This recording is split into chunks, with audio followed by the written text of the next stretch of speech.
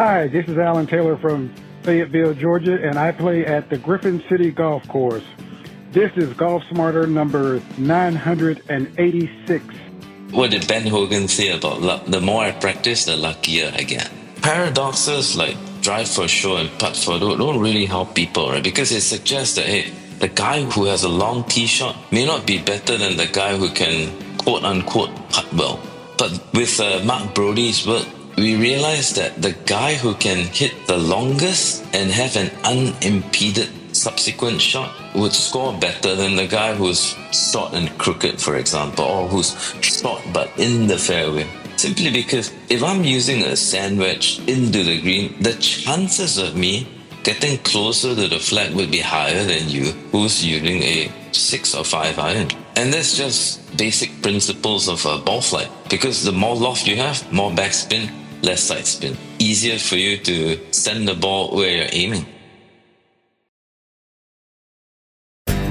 Here's what I teach that I've learned from listening to Golf Smarter with Singapore instructor Justin Tang. This is Golf Smarter, sharing stories, tips, and insights from great golf minds to help you lower your score and raise your golf IQ.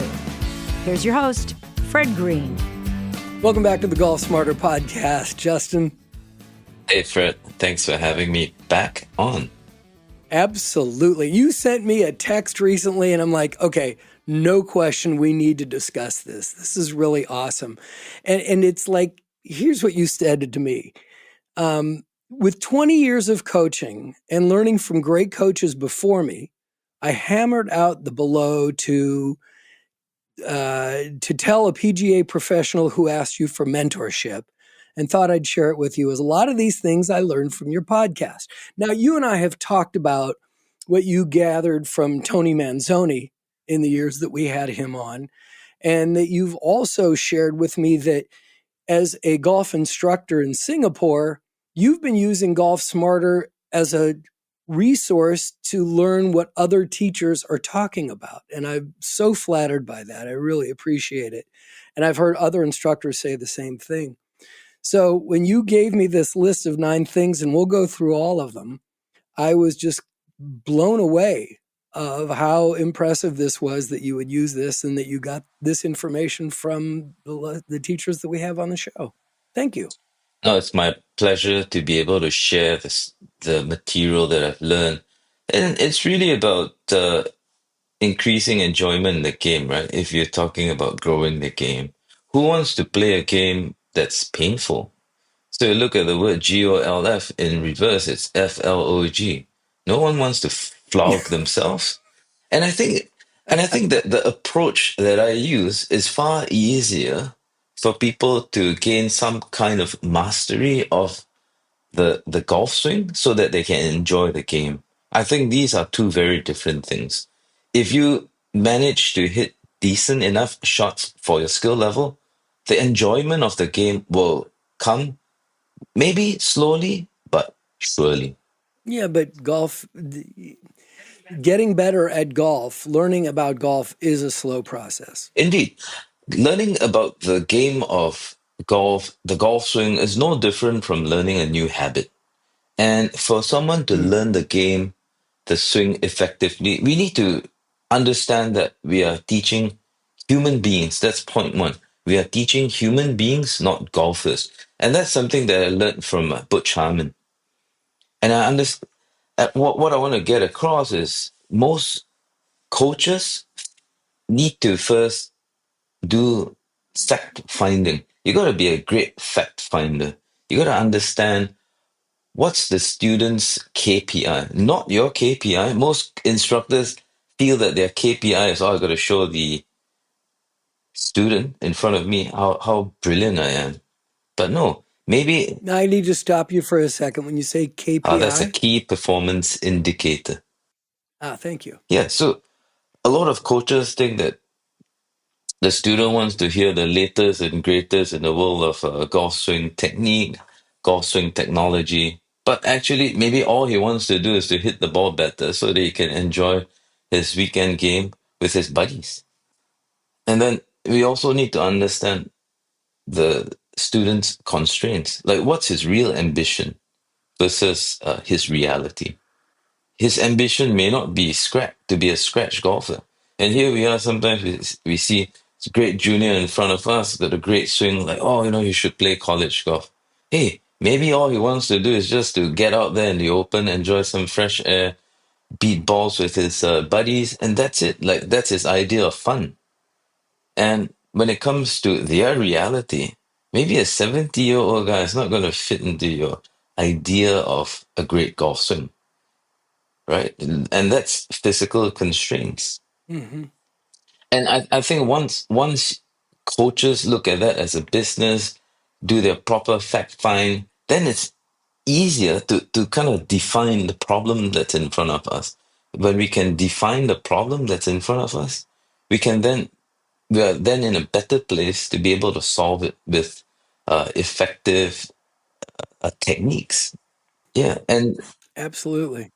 I think once you understand that, then it's the next step would probably be to understand that if we're teaching human beings, then there must always be room for outliers.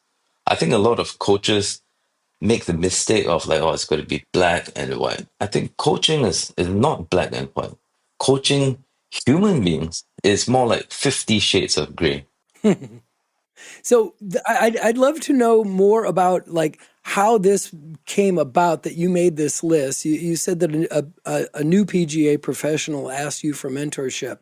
And so did you just rattle off some ideas that you had, or did you go, let me get back to you, and you sat down and just started writing things, and where were you pulling them from? And then we'll get into the list, although So, you've already started. yeah, so most professionals in Singapore, Asia know that I've got a hard drive here. It's 4 gigabytes SSD Samsung Mm-hmm. T7. I'm fond of telling them that this hard drive is probably worth something like US 100,000. Like the amount of money I spent on buying material, uh, yeah, it's probably worth in that region. So he said that, hey, do you mind if you share the contents of that hard drive with me? I go like, okay, but how do I sift out what's relevant and what's irrelevant for you? Because in my Mm. evolution as a coach, I've started off as a very technical instructor, golfing machine, stack and tilt, Morad, to the very soft skills of coaching where you kind of understand a student's mental type, then to anatomy, a person's body type, how different segments of the body interact with one another. And I go like, you know what? If I just gave you the material like that, I'm gonna do you a big disservice because it took me years to understand the material and even longer to put them together. I believe we spoke about my performance pentagon before. It's not just a full swing technique, it's also skill development. Then it's also how the human brain acquires skill, retains skill, and then ultimately reproduces it under pressure. So it's Mm-hmm. not just like, oh, this is black, this is white. It's how do these different segments fit together? And I go like, okay, I don't want to just blow you off and say, oh, you can't have it. But like, what can I tell him that sets him on the right direction? So there I was in the I was in a sauna when he texted me that stuff. So okay, let's just bang this out together. And I was quite surprised that I managed to come up with 9, 10 things. And I was like, hey, you know what? I should share this with Fred and my other mentors who have been kind enough to put together an amazing roster of instructors to heighten our technical knowledge of coaching. Hmm. Yeah, I recently heard that someone said, and it's so true, and you've just supported it, that golf really can't be taught; it has to be learned. Yeah, I Does that make sense to yes. you? So I tell friends this. some things are taught, some things are taught. Like it's very difficult to go teach someone how to coach. Like it's got to be innate. You got to have the desire to want to help people improve. And for great coaches that I've learned from, they always want to be a better version of themselves. And not just that, right? They also want their students to be a better version of themselves. And you can't really help people unless you are constantly on the quest of how do I make this easier for the person in front of me? How can I give them better information in an easy to understand manner? And that brings me to the second point of the list, community. Well, the first one being, let me just say that the first one on the list was we are teaching human beings, not golfers. So you did cover that already. And we'll get to number two, but let's step aside for a second for some of our sponsors to let everybody know who they are. We'll be right back.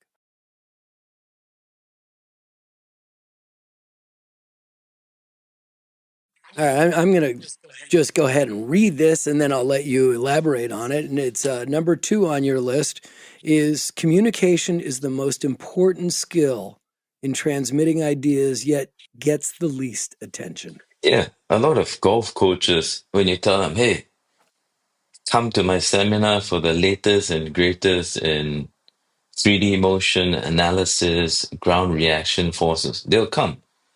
But if you say, come and learn how to communicate effectively to your student, I don't think that's quite as popular. However, if you're unable to get ideas across, how can you be effective? So that to me is a great skill that is more often than not neglected. I think you need to understand your students' worldview. Do they have any previous sports they play that we can relate to? That's extremely important. And I find that once you understand those things, the learning curve steepens dramatically. And in communication of golf swing technique, I understand also that there is a relative approach and an absolute approach. What does that mean? So on an absolute basis, if you're off plane, you're off plane. You come across the top, outside in as the case may be. But from a relative basis, you might want to tell the student, hey, you know what? You're swinging so far to the left, you need to feel like you're going to the right in almost 45 degrees. Now, are they able to do that? Uh, Absolutely. They're not going to have a swing path that's inside out by 45 degrees. But on a relative basis, they might feel that way. And it's your job as the instructor to say, hey, I'm trying to get you to exaggerate so that your extreme in to out path will cancel out your extreme out to in path. That's basically the approach that the great John Jacobs took. And once you help students to understand that what you feel is not exactly what's happening, learning can be accelerated very, very dramatically. Well, the way I'd like to look at number two, I know that you've made this list for a PGA professional, and these are tips for PGA professionals with their students. But I think this is also an important tip for a student to be able to understand about their instructor, that communication is the most important skill in transmitting ideas, yet gets the least attention. So for a student, if they feel like the instructor they're working with isn't communicating on a level that they understand, maybe it's okay to leave a teacher, right? I mean, you're not committed to this person, Yeah, by marriage. correct. And I think as an instructor, you want to be able to communicate complicated ideas in a manner that a 7-year-old can understand. It need not be complicated. And most students don't really want to know things like ground reaction forces. Again, goes back to point number one. What's their key performance indicator? They're not there to learn how to be a golf coach. They're not there to be certified in ground reaction forces. That's the instructor's job. And the instructor's job, when the student is in front of them, is to make what my mentor Jim Hardy said, make the next ball better. That's our job. That's how we are measured. But I don't think students are gonna give me 5 stars because like wow, Justin knows everything, every nuance there can be in the golf grip. But you help him hit his next shot better. That's all he cares about. And that's what he will be telling his weekend foursome about. Absolutely. Let's move on to number 3, which I was going to go, oh, that's something we talk about on the show. Well, this is your list is based on what we talk about on the show. And I say this a lot is that, hitting a golf ball is not the same as playing golf. And the way you write it here is there's the golf swing and there's the game of golf. Great instructors know when to teach which one. Yeah. Excellent point. So the golf swing makes a golf shot. And you make enough golf shots, that's the game of golf. So for beginners, it's really about the golf shot, the golf swing. So you work on things like that. But for a good player, I'm talking about guys with 5 handicaps and below. Is it really the golf shot? Or are there other parts of his golf game that needs addressing? Strategy? Maybe fitness? Maybe it's his mental approach. So earlier we talked about surfing. There is the surfer, there is the surfboard, and there's the waves. So what's outside of our control would be the waves. And sometimes good golfers need to understand, hey, my technique is of a sufficiently proficient level, got decent equipment that's fitted to me. But hey, if we're talking about a 30-mile gale wind, then is this really a day for shooting 66? Well, if you could, all credit to you, right? But sometimes it's expectations and the outcome.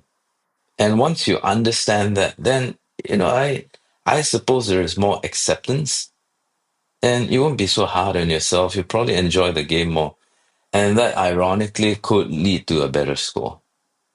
And as an instructor, Absolutely. again, all goes back to point number one. What does the human being in front of you want? Some guys just are interested in having a pretty swing. That's fine. We can do that. Some people are interested in the golf score. That's fine. We can work on that. Whatever you want, what's your KPI? We'll work together to achieve that.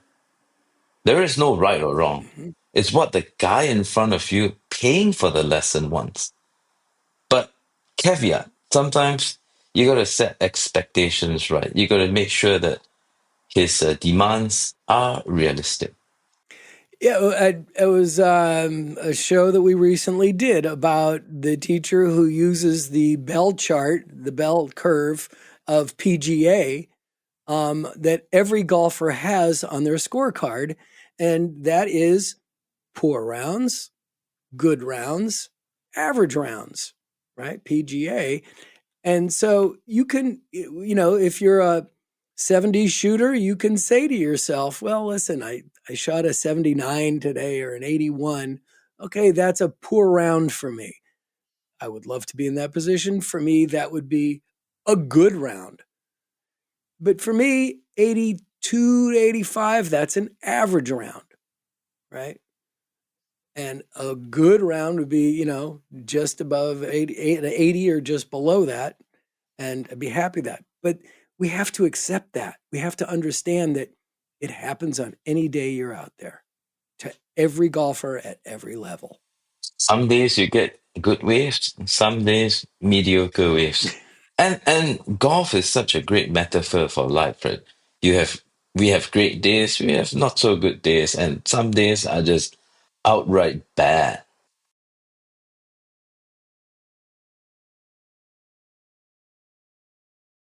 Oh, Justin, I'm having so much fun with this. Thank you. Let's move on to number 4 of this list of yours.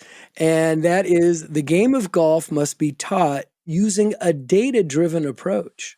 Yeah, that's the Now, I'd like some explanation on that one. I mean, that's the buzzword right now, right, with artificial intelligence. But it's basically it's going back again to point one, fact finding. So you got the guy's KPI, but is your diagnosis of his swing flaw accurate or not? Like people talk about, oh, your swing's outside in. Okay, for a 24 handicapper, you don't really need camera to see that. You can tell from his movement pattern. You can tell from that big old slice or that pole he's hitting. But what about for a zero handicapper, a scratch player? Do you really know whether it's 3 degrees in to out or is it 6? And the face to path. Is it 3, 1.5? We don't know until you put him in front of TrackMan or some radar device. So things like that, you want to you want to make sure that as an instructor, you are truly working on cause and effect and not spurious correlation. And if your instructor is just guessing, then maybe the solution that he's coming up with is just guesswork. And one day it works because of luck. Next day it doesn't work. As an instructor, you want to be effective, meaning to say that everything you work on produces a correct result. Again, I quote Jim Hardy. He says that if the next ball is not better, then either the student is not doing it correctly or you gave the wrong diagnosis. The only way to ensure a correct diagnosis is to make sure you've got the tools to provide the facts. Why guess when you can measure? When you go to a physician, imagine the physician saying, "Oh, let me guess what you have." Nobody would stay in that triage if the physician says, "I'm going to guess what's the cause of your problem." But instead, physicians have a defined list. They have instruments they can use to verify your condition. And it must be the same when it comes to golf instruction. And that brings me to the next part of the golf swing. The golf swing. That's number 5. Number 5. The golf swing is not a beauty contest. Just look at Jim Furyk. Let me give you some statistics. Jim shot 58 and 59 in 2 separate PGA Tour events. He has career earnings of $71.5 million. Let's take that in. Let us just pause and take that in. I know of a lot of professional golfers who would want to do that, who would want to achieve that. So your swing system as a coach, it's got to be robust enough to explain why aesthetically displeasing swings can produce a consistent ball flight. It may not look the way you want it to look. It may not look to your definition of beauty, but we still need to understand why that works. So we're talking about having a robust swing system. So it's not just about looking at the golf swing from a certain perspective. You need to be able to understand all the different systems out there so that your swing system can explain anomalies. Actually, it's not really an anomaly. If a swing can produce consistently low scores, it behooves the instructor to understand why it works. And if you don't understand why, it's because your swing system and your understanding is lacking. It's not complete. And the great instructors that I know, like Butch Harmon, Claude Harmon, Pete Cowan, they don't, when you look at all of their students, all of their swings look fairly different. You can't shoebox them and say, hey, that's Butch Harmon's guy. Those guys are Pete Cowan's guys. Because what? Every human is built differently, proportionally. Sure, we have generally we have one head, we have two arms, we've got two legs, but the proportions of them in relation to one another differs. And because they differ by design, all the swings should look different. And that's another very important point for golfers to understand, that the golf swing is not a beauty contest, that you don't have to try to swing like fill in the blank here. Adam Scott. Your body has your own, yeah, right. Your body has its own limitations. You may not work that hard at your body, to have a golfer's body, and you may, but don't have expectations of what it's supposed to look like. And, like every, for the years that I've been pretty much my whole life recording people or even taking photographs, there's so many people go, I hate the way I sound. And right. When I hear a recording of myself, well, that's what you sound like. Well, that's what your golf swing looks like. I hate my photo. I hate the way I look in this picture. Yeah, it's because that's what you look like. I'm sorry. And that's what your golf swing looks like. So Yeah, it's you know okay. what? At some level, I think we should celebrate our differences rather than try to be something that we are really not. If Mhm. if the golf swing is the be all and end all of the game of golf, then Adam Scott should have a career that's close to Tiger Woods. Why? Because I think when he came out, his golf swing looked almost like a replica of Tiger Woods' swing. Mm. But we know that his career, great career, but it's never mentioned at the same in the same conversation as Tiger Woods. So the game of golf is more than just the golf swing. We need to remember that. So what separates those two guys? From your perspective? Obviously, it's a mental approach to the game of golf. Like Mhm. that's something that's very intangible, right? We don't know how they think, especially under pressure. That is something that you can't really see when you're looking at a telecast. I mean, what's the stories that's going through in their heads? We don't know, and no one's going to let you into their mental space. But all we can see as golf enthusiasts is like, oh, he's off plane, on plane. It's got 10 planes. I don't know. It's difficult, right? And the commentators on the broadcast certainly don't help when they say, oh, he came over the top. Like, goes back to fact finding. Like, really? Do we really know for sure that he came over the top? Because I'm fond of saying this, right? How many degrees does 1 minute on the watch face represent? It's 6 degrees. Can you really tell what's 6 degrees with your naked eye? It's really, really difficult. And 6 degrees can make or break your golf shot. Is the difference. It can be the difference between a push draw or a hook. From your perspective, watching his career go by, Tiger has made many swing changes. When he comes out again and says, okay, I'm going to start playing now, but I've made these swing changes, I'm doing this. Do you see the difference? Do you see that there is a big change? Yes, there is a big change. And when you talk about successful swing changes, I think throughout the history of golf, probably only two guys have made swing changes successfully and come out on the other side better. The first one was Nick Faldo with his work with David Ledbetter, and the second one would be Tiger Woods. Hmm. But if you look through the history of quote unquote swing changes, you're not going to find many successful examples.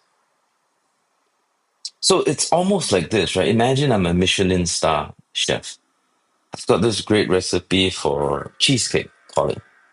And then suddenly I tell you, friend, I want to improve the recipe. I'm going to revamp the whole thing. Does it make sense? You'd be going like, Justin, you've got the winning formula for cheesecake. Look at the lines outside your shop. Now you want to change the recipe.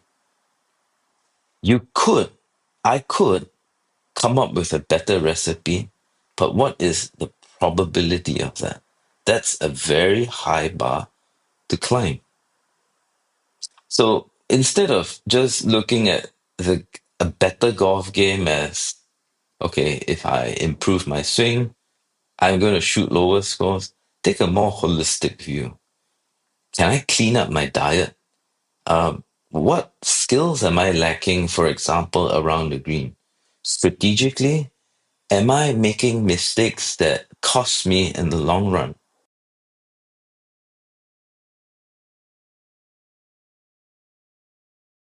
All right, here we go with number 6 of 9. And I love this one. The scorecard only records scores, not swing technique. Kind of follows up to what we were just talking about. Yeah, exactly. At the end of the day, when you meet your buddies at the clubhouse after your round, and when we go, how did you play? We are only interested in, oh, I shot 2 under par, 10 over par. That's all we care about. No one's going to hang around and say, oh, oh, you used that left-sided swing today? Like, how was it? Oh, today I used the center swing today. Oh, last week I used the right-sided swing. Didn't work so well. Oh, I switched coaches. No one's interested in that. All we care about is, hey, Fred, you shot 2 under par, you beat me by 2 holes, here's your money. That's all we care about. And on tour, it's the same thing.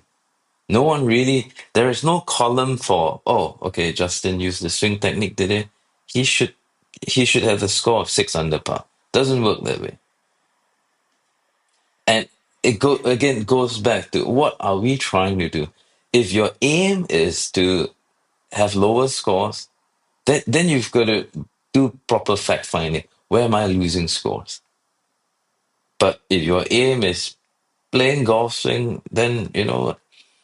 We will help you beautify your swing, but the caveat is that may not lead to lower scores. Yeah. It's interesting. I kind of threw someone aback recently. I was playing with them, and I've played with this person many, many times. But one time I hit the ball and he said, "Oh, that was a great swing." And I caught him off guard because I said, "You know, you've seen my swing a lot. What was different about that? Why are you now saying that was a great swing? What did I do? Please tell me." He had nothing to say. He was like, you were just nice and fluid there. Okay, great. But when someone says that to you, ask them why. Maybe you're going to learn something. Maybe you're going to learn I'd something. rather have a quick, jerky, unsynchronized swing, but great golf shots than Yeah. the opposite. I guess it's also maturity, right? Sure, when I started teaching golf, oh, gosh, way back in 2005, I'm like, you know what? If every one of my students swung the same way, flat left wrist, a la golfing machine, like I would be a happy coach. But 20 years on, I realized that, hey, that's just one part of effective coaching. And it brings us to number 7, which is interesting because you advise this teacher to tell the students, beware of false sayings like drive for show and putt for dough. Yeah. And the list goes on and on and Oh, on about things like that. My least favorite is I'd rather be lucky than good. Not me. I'd rather be good and have occasional luck. Thank you. what did Ben Hogan say about luck? The more I practice, the luckier I get. Yeah. Yeah. Like paradoxes like drive for show and putt for don't really help people, right? Because it suggests that hey, the guy who can hit a long, who has a long tee shot may not be better than the guy who can quote unquote putt well. But with Mark Brody's work, we realized that the guy who can hit the longest and have an unimpeded subsequent shot would score better than the guy who's short and crooked, for example, or who's short but in the fairway. Simply because if I'm using a sand wedge into the green, the chances of me getting closer to the flag would be higher than you, who's using a 6 or 5 iron. And that's just the basic principles of ball flight. Because the more loft you have, more backspin, less side spin. Easier for you to send the ball where you're aiming. So we're going to be really careful with paradoxes like that. Another one is, oh, drive the hips for power. Now, with the technology that we have these days, it's like, yeah, you know what?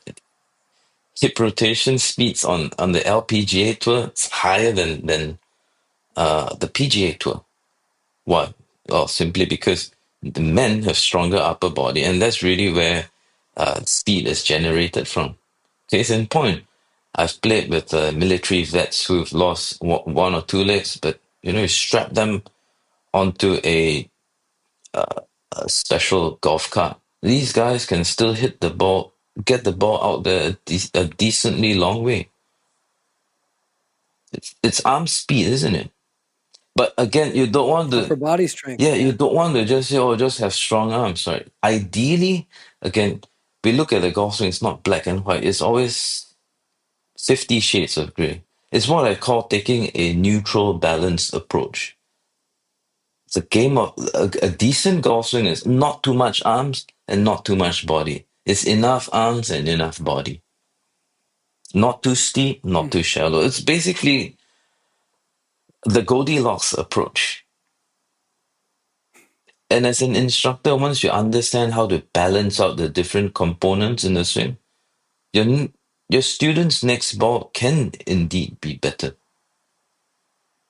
It's not some pipe dream.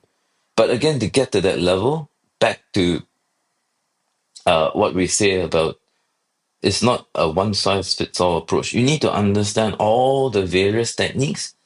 And when you look at a student swing in front of you, it's almost like click, click, click. He does this, it goes here. Oh, and hang on, he's also doing this.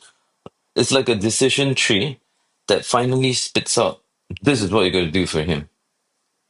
It's knowing all the techniques, seeing enough swings, being able to apply an effective solution there and then. Okay, you got this, do that. And that's what keeps students, A, coming back for more, and B, telling their friends. That's the best advertisement you can have. Absolutely. And it also leads us up to number 8. For an instructor, you must be a master of anatomy to understand anatomical cause and effect. Yeah.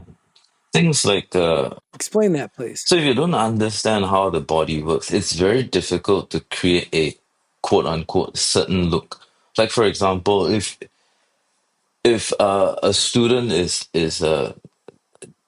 early extending, and then you look at his grip, like yeah, of course he's early extending. He's got a weak grip. His face is way open at the top. To close the face, he's got to extend his trail arm, right? So that's going to cause his body to lift, his hips to extend forward towards the ball. Like that's a no-brainer. Not that type of swing is wrong. Jack Nicklaus had more vertical forces in his swing. You could see his hips go towards the ball on the downswing, compared to say a Sergio Garcia, compared to say a Gary Woodland. Now, if you understand how the body works, then as an instructor, you could say, hey, you know what, you want a more rotary swing, you got to stand further away from the ball, have more forward flexion of the trunk.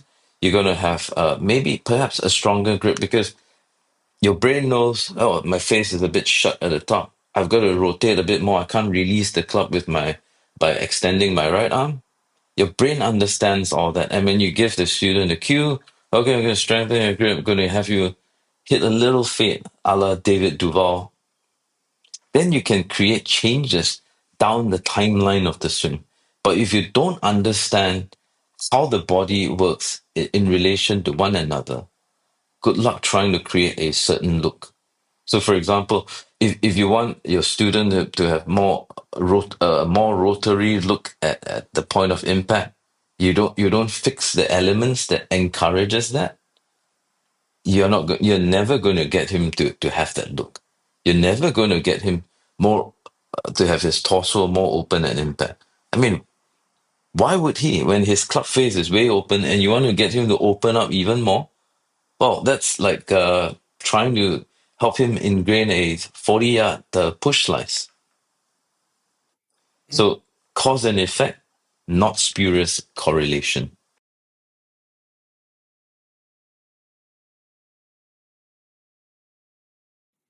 Okay, we're going to do one more segment here. And because not only do we have your ninth point of your list, but I wanted to throw something at you that was motivated by you sending me this list.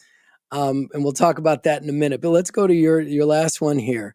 And number 9 is you must be a master of the mind and body connection, as desire creates intentions which create forces on the club expressed in the motion of the swing. Yeah, Please break that down. IFM, intentions create forces on the club expressed in the motion of the swing. What does that mean? If your student thinks that the golf club is a spatula used to lift the ball up in the air, he is always going to be on his trail foot, trying to hoist the ball up. Certainly, it could work for a shorter club like the sandwich, but good luck if you're trying to use a fairway wood off the deck.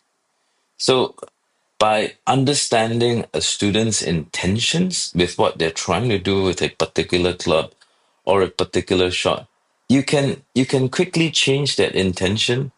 And once you explain to them, hey, look, the sweet spot of the club is on the fourth or fifth groove of the 7-iron, and we're trying to use the 7-iron to hit slightly down on the ball. And when you get that across to them, his intentions would then force him or her to shift their weight onto the lead side in order to get that fourth and fifth line on the face of the ball. Voila, we create safety, we create a lower ball flight, and you explain, hey, the ball is going to take off based on the dynamic loft that you're creating and the angle of descent of the golf club. Oh my. I think I just realized why I've been struggling with my 6-iron lately. And that's because I'm hitting it way too low on the club face. Yeah. I'm not getting it up. I'm not hitting it in the direction I'm aiming. And I need to come down on it a little more and hit it higher up on the club face. Am I interpreting that correctly? Yes. So what would be quite helpful for a lot of golfers, and this is one of my most popular Instagram clips. I actually drew a smiley face and a dot on the fourth and fifth groove, and all I told students was, let's make the dot touch the center of the ball. So that kind of freed them up from all the competing thoughts in their head. I'm going to keep my left arm straight, keep the head centered. Now, if all you're trying to do is to get that dot on the ball, you know what? You're going to have a fairly centered base of your neck. You're going to have your center of gravity favoring your lead side. You're going to have your shoulders your trail shoulders slight tilting down towards the ball so that as your club face is approaching the ball, it's doing so on a downward angle of attack. And guess what? You're going to have some divots after you hit the shot, which is probably one of the most satisfying things you could do when playing golf on the golf course. Hmm. Oh my gosh, The, thank you. the other extension of the mind-body connection is helping students understand, besides intention, it's also helping them understand how your body makes changes. So it's not just telling them, hey, you know what, this is your swing error, but it's also, okay, this is your swing error. This is how I would change it. How I would change it. For you, maybe you go to the top of the swing. This is what it feels like. Even though it feels wrong, look, I'm taking a picture of your correct position at the top of the backswing. This is what it looks like. They go, wow, okay, it's very different. Like what I feel and what actually happens, totally different. And something I learned from Dr. Scott Lin was reactive neuromuscular training. So a lot of the weekend golfers that I teach don't really have that mind body connection of like, oh, okay, this is what a position feels like. So, for example, if I'm getting them to have a quote unquote shallower shaft plane on the downswing, I would say, hey, I'm going to steepen the shaft dramatically, but I want you to resist against that. So, as I pull the shaft towards me when I'm standing in front of them, they start to resist and make the shaft stay on a flatter angle. That's going to activate all the correct muscle. And I normally do 5-second counts for 5 repetitions for 25 seconds. After that, they're like, wow, I can start to feel that my muscles are a bit achy. I said that's activation. And when we start making slower golf swings as a form of correction, that muscle burn is recent enough so that they can go, okay, I'm going to use those muscles. So that's another aspect of the mind body connection. Awesome. Well, that is an amazing list. And again, I'm quite flattered that you use a lot of what we've talked about here on Golf Smarter over now in our 20th year. And that you've been able to use it and to be a mentor to other PGA professionals, not just your students. But after I received this list, I thought I'm going to give something a try that I've not tried before. I'm going to go to Chat GPT and I'm going to use AI and ask AI, what are the top 10 golf tips that we've learned from the Golf Smarter podcast? And this is what was fed back. And we don't need to go into these deep, but I want to run these by you and get your reaction to one or two, or go in deeper if you want. And it said, the Golf Smarter podcast offers practical advice for improving your game. Here are 10 key tips gleaned from their episodes. Number 1, you were just talking about this. Center your contact. Focus on striking the ball in the center of the club face for better consistency. Absolutely. That's all. That's pretty good. That's all the ball cares about. The club face that just struck me, was it on plane? Was it on path? In relation, is it zeroed out? Am I being struck with the center of the face, center of percussion? That's all it cares about. Like, it doesn't care who's on the other end of the golf club. It doesn't care the age, the gender. Golf ball is like a computer. What program is being fed into me? That's all that matters. Right. It's all that matters. Number 2, understand your swing mechanics. Simplify your approach and avoid overthinking. That's very true. Like PGA professionals on the last hole of a major, when they're gonna make a birdie, there is really no time to think about anything else. And those guys who don't have a simplified approach always tend to get in trouble because they start worrying about things that should not be relevant. Oh, now suddenly they see the water. Now suddenly they're thinking about, they start projecting themselves way in the future. That Things that could go that wrong. has Yeah. no place in the game of golf. Right. Number 3, short game mastery. Prioritize distance control and solid contact for putting and chipping. Can't go wrong with that. The short game, Can't go wrong the with short that. game is about landing your ball on a spot, and this is what makes the short game comparatively more difficult than the long game. Long game is, I just want to get the ball somewhere there. Short game, I need to get it to a spot. Right.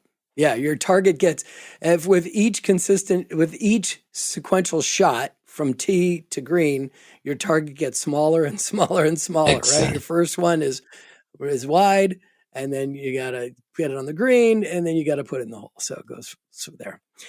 Number 4, strategic course management. Play smarter by assessing risks and planning each shot. Yeah, I mean, if all you have in your bag is a fade, why try to hit a draw on the last hole? Just doesn't make sense. Yeah. Don't be something that you are not.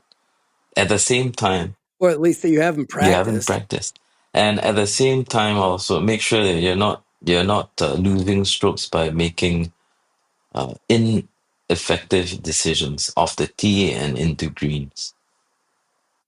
Mm-hmm. Those things, in my mind, don't cost you anything. Especially on your scorecard. Yeah, and don't play the Number, hero shot back to the ego. Don't. yeah, yeah. If you don't have a Just because you saw it on yeah, TV doesn't mean you can do it. that doesn't mean that you're gonna thread a 3-iron through the trees just because you did it once. Number 5, mental game. Manage tension and stay present to enhance focus. Can't go wrong Yeah, with we've it. gone over Yeah. that. Yeah, we've It's gone over it's that a it's it's million like driving, times. right? Once you get to a certain proficiency in driving a car, you don't really think about like, wow, I gotta turn the steering wheel 25 degrees, stuff like that. I think No. if people play golf the way they drove a car, they enjoy the game far, far better. The problem with golf is Yeah. that balls there, you think that, hey, because the ball is not moving, I've got time to run through a checklist and I can bend the ball to my will. Well, just because it doesn't move. But in other Right. sports, because the But if balls, it moves, you freak out. oh yeah, but in other sports, right? It's us reacting to a moving ball. But in golf, the ball not moving creates a lot of problems for golfers.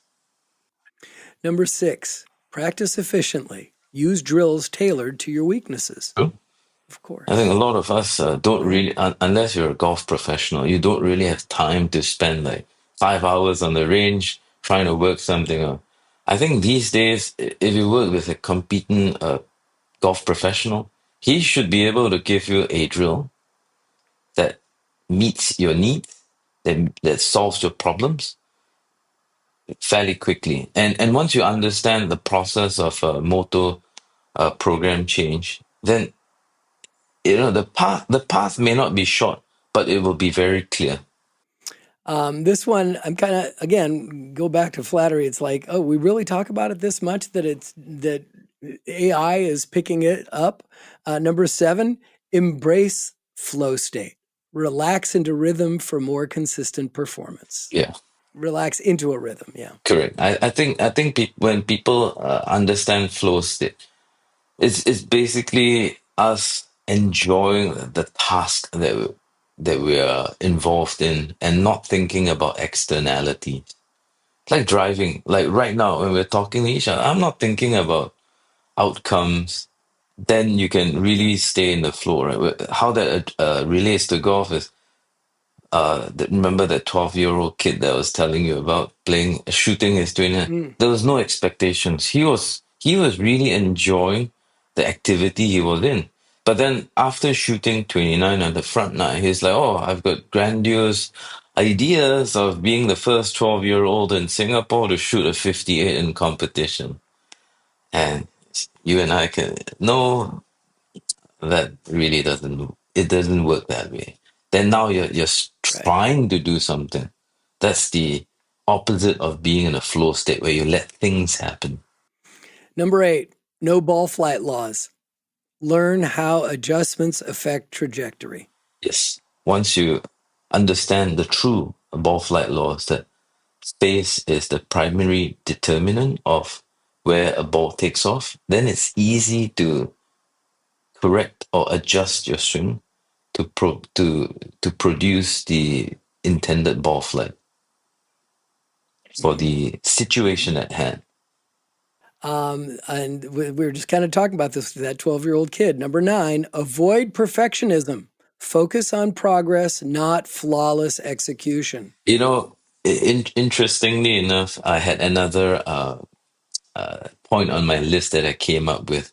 It's basically don't let perfect be the enemy of good. So it kind of relates to that. Pareto's Yeah. principle, right? The 80-20 rule.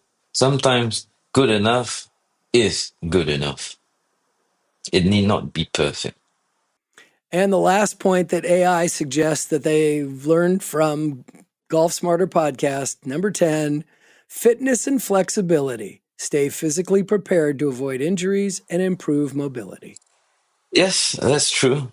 In this modern day and age. However, some people will say, hey, back in the 60s, 70s, like golfers didn't really look like athletes, but they still shot low score. Yeah. Yeah. But there were also in those days, the golfers that were succeeding were older. You have a lot more younger golfers succeeding at a very high level right now. Yeah, interesting you point out And I think that has a lot to do with physicality. another point I would like to bring up is I think golfers back then had less injuries than the modern athlete. Hmm. Jack Nicklaus said that one key reason for his success was that he was never injured during his career.